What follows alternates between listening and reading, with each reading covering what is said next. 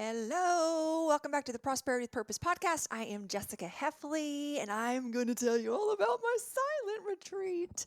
I went on a silent retreat. Well, first of all, let me start with this. Yes, a silent retreat to help 10x my life. That may seem counterintuitive to go to a silent retreat to 10x your life and business, but yet is one of the most helpful things I've done. I am so on a 10x is easier than 2x kick. It's one of the most expansive books I have ever read. I don't know if some of it had to do with it was the right time for me.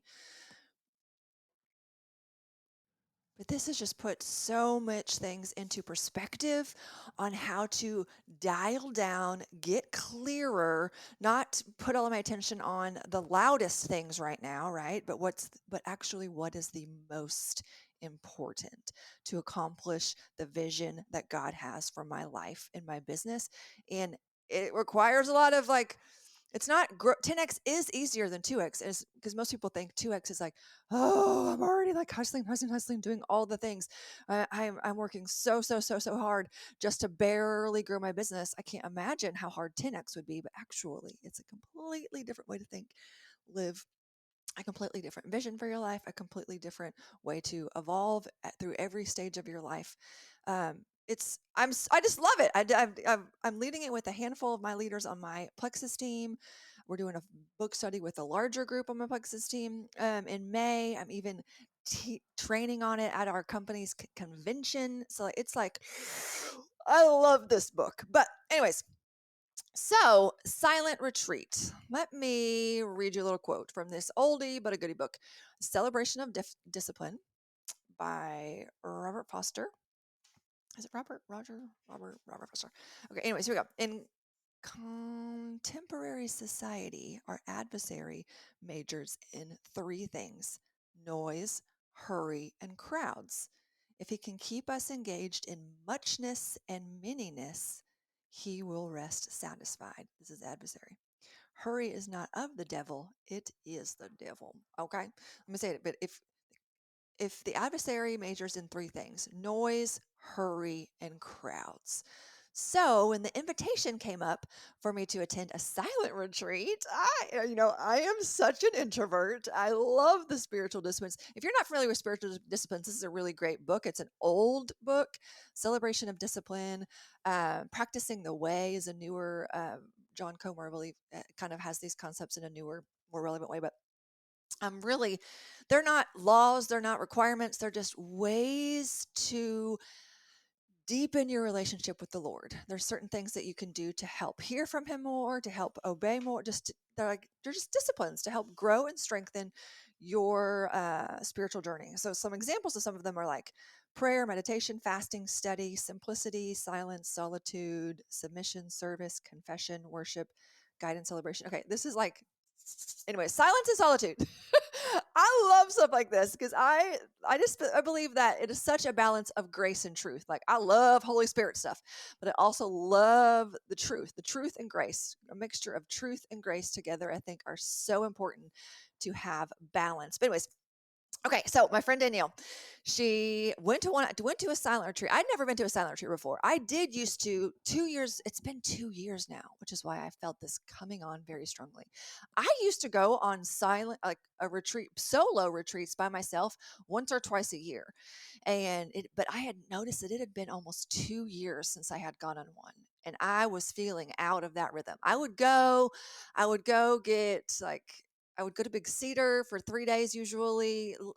3 nights is ideal, but sometimes it was just 2 nights. I would go to the spa, I would take walks, I would get on the paddle boats, I'd go eat restaurants by myself, I'd order room service, I would journal, work, maybe watch a movie I wanted to watch. Just it was so refilling to me. So I was planning on doing one in April anyways. But what Danielle wanted to go to lunch and tell me all about an experience that she had. And I was thinking, ugh, like a retreat with other people. I'd rather be by myself.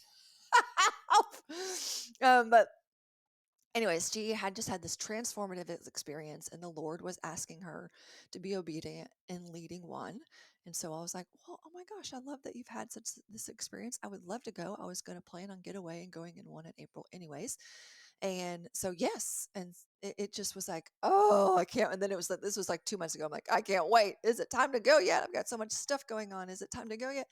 And I immediately texted a bunch of my close friends and just told them about it, invited it to them, and a handful of them ended up going. But anyway, so we get there. We get there, and I'm a little nervous. Like, I'm ready to start quietness, but people are talking to each other. So we go to our rooms, and I went with one of my really close friends, Tamara Holloway, Tamara Watson. I have two Tamaras in my life. And we got our room together, and then we ate dinner, and people are chit chatting, and I'm just like, I'm ready for the silence. And so we worship, and then she has us turn in our phones and turn in our watches, which is one of the most things I was excited about the most, because I've gone on solo retreats, but I've still had my phone. I've still had a concept of time. I've still scrolled social media. I've still been distracted by those things. This retreat was no distractions. And I was so excited about it. Just excited to give my brain, my body, the space. Removing distractions allows creativity. And we so often don't have that in our life because we are distracted by so many things. So it was glorious. I did not know what time it was. I woke up and I didn't know what time it was. And so I was like, oh, well, I see the sun shining through. I'll go downstairs. And breakfast was not out yet. So I was like, okay, it must be earlier than breakfast. So I got my Bible, I'm doing the Bible recap, reading through the Bible in 6 months. Got ahead on some Bible reading out on the back porch. It was this beautiful cabin, like beautiful wood log cabin. Caught up on some of my reading, ate breakfast. Then I went on a walk. They had like this prayer walk out in the woods where I had a couple stops with different scriptures you could contemplate, think about, down by the stream. Nature equates. There is something about nature. Side note, did you know, as a recovering perfectionist, and you may know why, being in nature is so soothing to everybody, but especially, I believe, personalities like mine, because think about this. When you're in a house or in a building or in somewhere else and you notice, oh, that picture on the wall is crooked. Let me fix that. Something's wrong there. Let me fix. Or there's like clutter on the counter or kid stuff on the floor, toys on the floor, and you're just thinking, that doesn't belong there. Let me clean that. That doesn't feel peaceful. That doesn't belong. That's not how it's supposed to be. And there's just always these constant thoughts of, how can I improve this? How can I make this better? When you are in nature, it is how it is supposed to be. When you are walking through the woods and there's a tree down, or there's limbs down, or there's weeds in the woods, you're not thinking, oh, let me fix that.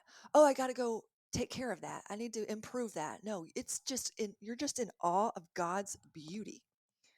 This strap is driving me crazy. Okay. And it is just so peaceful. That is why you'll find so much peace being out in nature, because you don't have to fix anything. Everything is just as it is supposed to be. And it's beautiful. So anyway, so I'm going through this prayer walk in the woods, just like giddy. The sun is shining. It was supposed to be colder and rainy. It ended up being really nice. And I'm just like, what is next, Lord? What do you have for me next? And it was just like, how long? I didn't have anywhere to go. I was no hurry.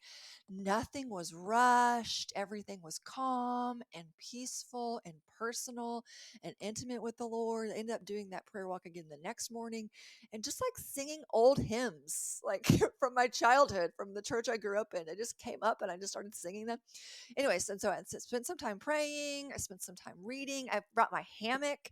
I went on a different hike and I found the perfect hammock spot and set that up. And I read a book I was so excited about reading again, Two Kinds of Righteousness, one of my most favorite books. If you ever are living under condemnation or just such a hard critic of yourself or others, or just thinking you're not good enough for God or thinking you're not good enough for others, that's a great book. I can put that in the show notes. I ended up falling asleep. I think I woke myself up in the hammock from snoring, maybe because my mouth was wide open. Hope I didn't swallow any bugs.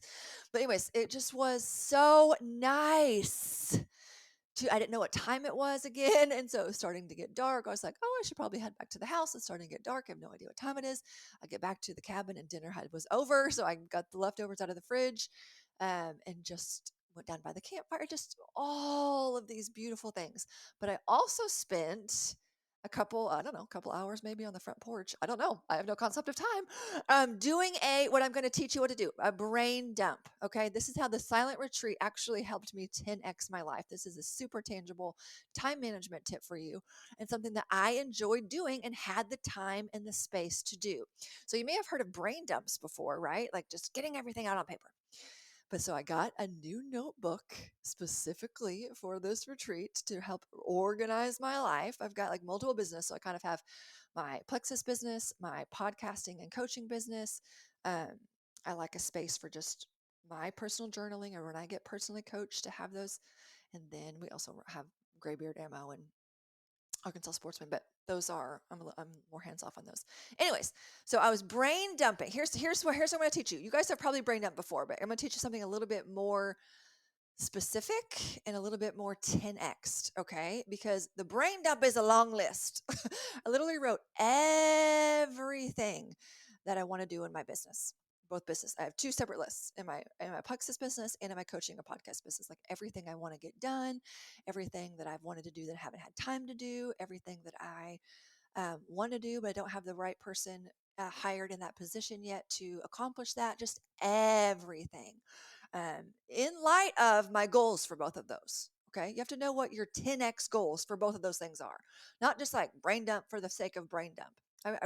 Go ahead and yes, brain dump for the sake of brain dump, but also brain dump in light of what are your 10x goals? What is the vision for where you are headed? Okay. So keeping that in mind, because it's probably going to add some things to that brain dump list that you're not currently doing. So anyways, I totally brain dumped. It is a very, very, very long list. Okay.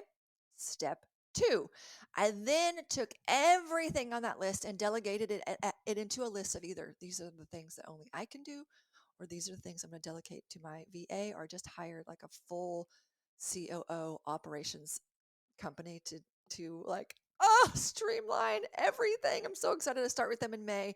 We are 10x in all areas of our life, everybody. I'm so excited about it. So I made a list of the things only I can do. I can delegate to some of my current assistants, or what I am going to um, talk to this new company about taking care of for me. Okay, so there we go. Not done yet. That's step 2. Now, in light of all of those things, I love to break things down into 12-week goals, 90 days. We teach this 12-week breakthroughs within my Prosperity with Purpose mentorship program. It is a very strategic framework to accomplish goals within 90 days. Extra focused, extra intentional, going down with our thoughts, going down, anticipating what's going to, the hard or bad things that are going to happen ahead of time. Like it's very, very detailed, very structured, but very beautifully in depth to actually help you accomplish goals within 90 days.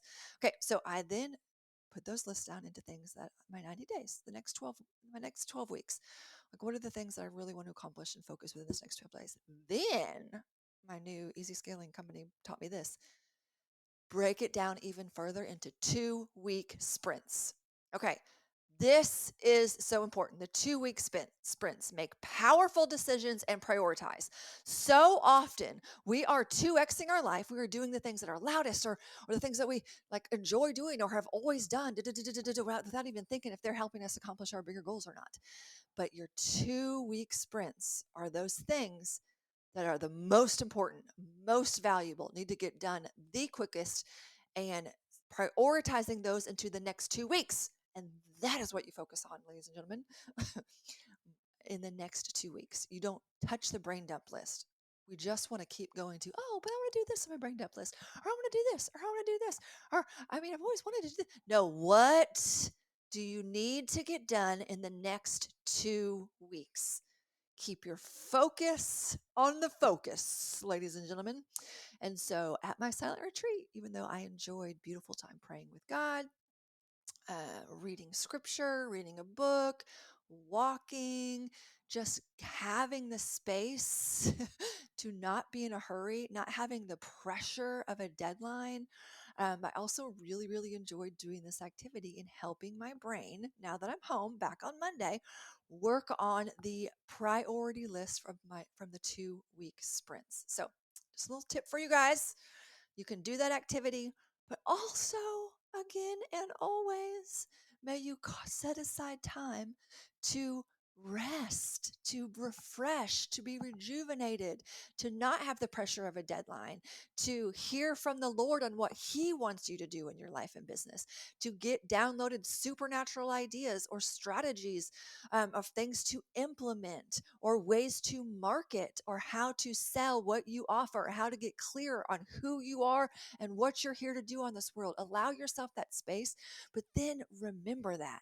Go back to those elevated thoughts. Go back to that 2 week sprint list and get her done, son, because that will be working from a place of purpose, because you are a person of purpose who lives on purpose. So, very quickly, brain dump, figure out, do some delegation, then figure out your what activities you need to do in the next 90 days, 12 weeks. And then what are the first things, the most important things in the next 2 week sprint that you need to get done, that you need to make a powerful decision to focus and prioritize and get done, and do that first. 10x is easier than 2x, but it requires focus and intention, and you can do it. We'll see you next week, guys.